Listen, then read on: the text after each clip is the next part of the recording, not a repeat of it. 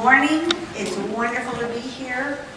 I just wanted to share a quick little thing that I saw a couple weeks ago. I don't know about you, but being in this wonderful physical body on this plane of existence, there are times when I sit down to meditate and it does not work, right?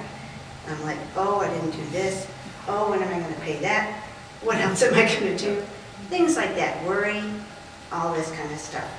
And it's really hard sometimes to just kind of let go.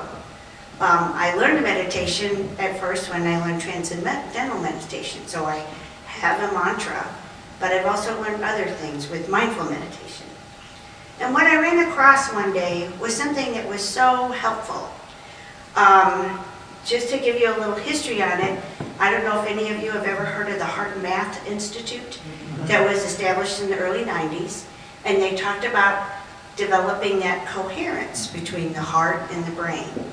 And they've done a lot of research where they found out in the early 21st century, we have neurons that actually are physically in our heart all around our valves. And these neurons send messages to the brain. It's like our little heart. And it sends messages about stress or happiness. And when you're all stressed out, it's sending all kinds of stuff to your brain. So your whole body just keeps going with this stress response. And what they found out in the Heart Math Institute is if we can calm that down, that would be great. Well, there was a little YouTube that I watched that I believe Greg Braden did like during COVID, because a lot of people were having problems with coping with this pandemic. And he had a real simple solution that you could do. You wouldn't have to buy any devices or tech stuff that the Institute had. And he talked about let's just sit down and let's try to figure out a way to help you out.